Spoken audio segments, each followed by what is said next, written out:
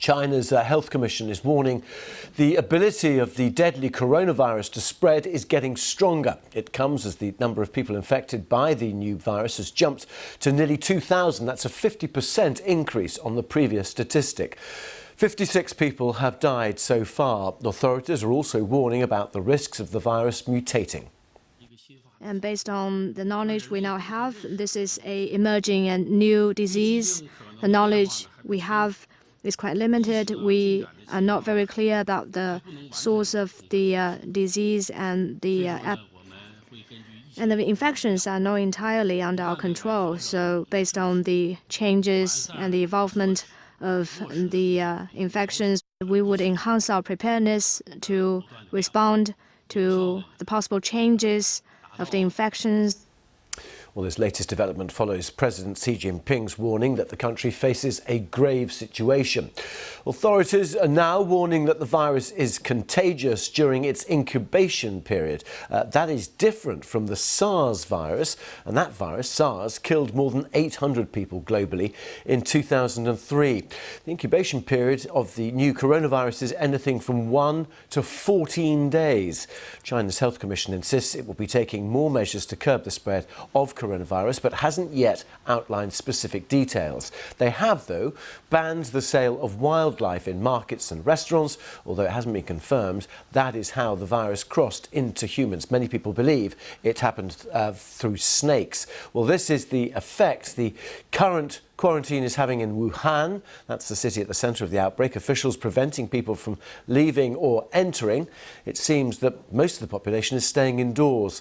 Our correspondent Steve McDonald is in Nanyang, having just visited Hubei province, close to the exclusion zone.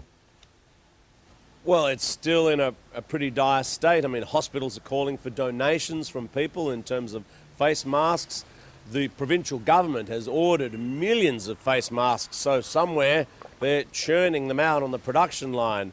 Special military medical teams have arrived to bolster the local teams and also teams from Shanghai. But the problem is just so huge, and the lockdown area, if you could call it that, is getting wider and wider. Now, so where we are, we're just across the border from Hubei in Henan, but this is also a place with very much at the heart of this emergency. All of these cars are either from this small city or they've had to pass a screening point to enter. Cities right along this border area in the region are doing similar things. In some smaller villages and towns, they've just taken it upon themselves to say anybody who's an outsider who doesn't live there can't come in.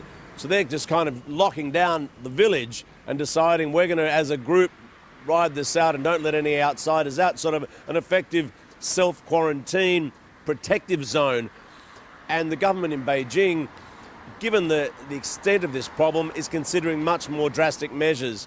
Hundreds of thousands of people left Hubei before that transport lockdown was in place. Some of them were sick, seeking treatment, so they've gone to Shanghai, Beijing and other places seeking treatment. Now imagine they're taking the virus with them.